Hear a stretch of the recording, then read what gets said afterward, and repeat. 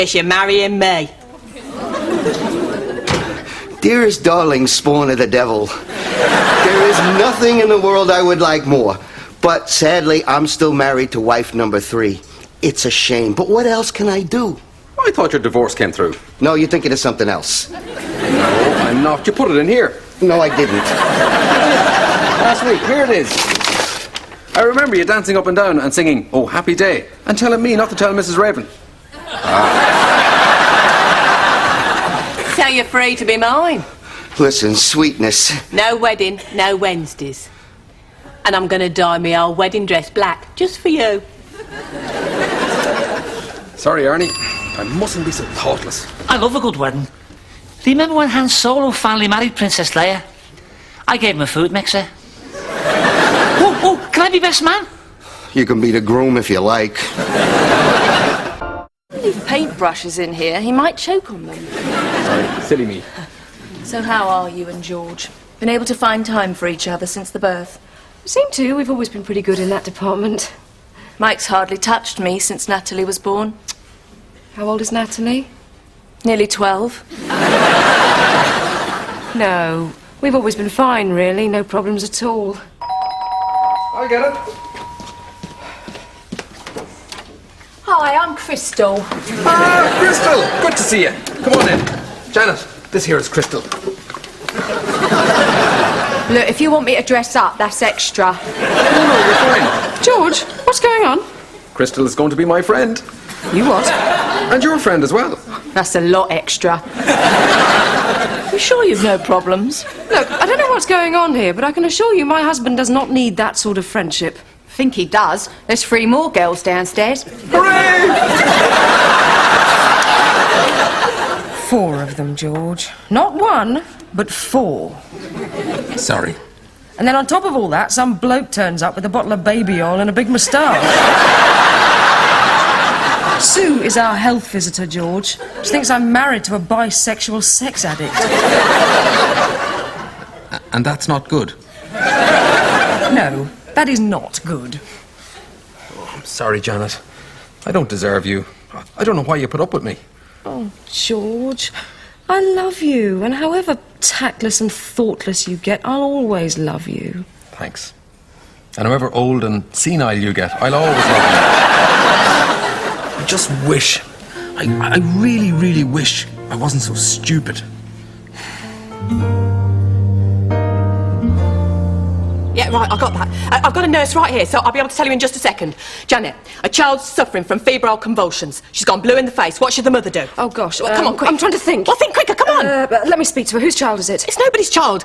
It's a question on Capital Radio's new quiz. It's worth £1,000. Excuse me? Not now, I'm busy. Anybody. You lie the child flat on its stomach with its head to one side. Lie the child flat on its stomach, head to one side. Yes! Oh, George. Oh, thank you. You're not as stupid as I thought. Thank you, Mrs. Raven. She said I wasn't stupid. It was wonderful. And then she kissed me, which wasn't. How did you know that? I think I know everything, Janet. What do you mean you think you know everything? Something amazing's happened. I need to talk to you. I don't understand. What do you mean, something amazing?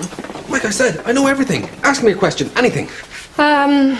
Who won the women's singles at Wimbledon in 1978?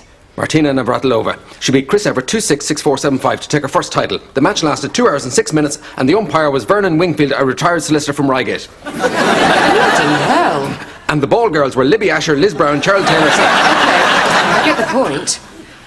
Is this because you wished for it last night? Have you got the power to make your wishes come true? Don't be silly, Janet. After you went to sleep, I flew to Ultron to see if they've got something for what humans would call my extreme stupidity. And they did. They've discovered this.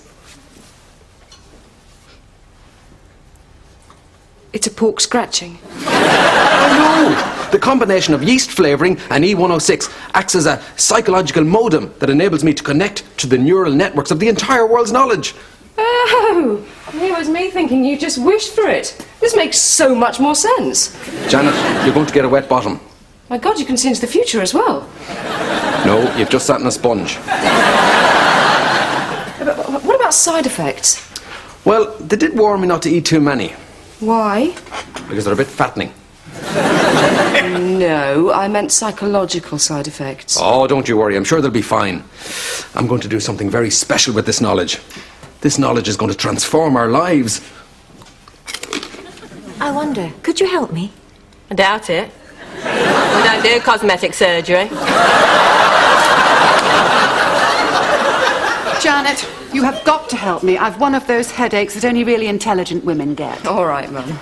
Hello, Ella. I see you've had your hair done. And get the stupidity over with, George. I'm in a hurry. I just love the way she's backcombed it. But maybe it needs a little more mousse, just to give it that extra body. May I?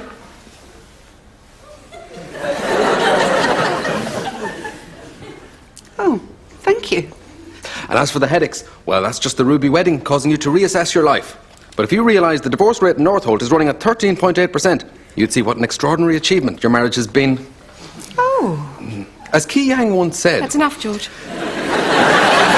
marriage is a river that flows stronger the longer it runs. Although, obviously what he said was, Huan Yin Jiu Xiang Yi Tiao He Yue Shi Yuan Yuan Liu Chang. I didn't know you could speak Chinese. Well, technically that's Mandarin. In Cantonese, it's Fun Yun Zhao Ti Liao Chen. Is he all right? He's fine, Mum. He just knows that he's let us down in the past and he's been going to some self-improvement classes. To learn Oriental languages? To learn everything, really. Of course, in the Shanghai dialect, it's Hun Ying. Shut up, George! He's been a changed man this last week. He's so wise and knowledgeable. He completely reorganised my potting shed, catalogued everything in Latin. And as for those portraits, well, credit where credit's due. George is a marvellous artist. Not again. Whenever I mention George's painting. I know, it's a mystery, isn't it? So, how's the anniversary coming along? Oh, as well as can be expected, given your father's involvement. He's invited all his ghastly chums from the golf club. Not as ghastly as those WI women you invited. My friends are not ghastly. I say women, 4 of them had moustaches. They did not. One of them was bushier than mine. So, all going smoothly then? I didn't want a bloody party in the first place. You've got to celebrate 40 years of marriage in some way, Stanley. I know, but do we have to celebrate it together? Why can't I have a stag do, you have a hen do, and never the twain shall meet? Morning, Ella. Ah, Stanley, you old devil. How's that backswing? Big improvement, George. Don't forget now, turn that shoulder. Yeah, I certainly will, matey. Ella, you look radiant. How are the headaches? Big improvement, George. I've been so worried about this anniversary. Oh, Ella, let cares not crease thy troubled brow. Let worries not endure. For know you plain, no harm shall come upon a soul so pure. Robert Lovell, 1824.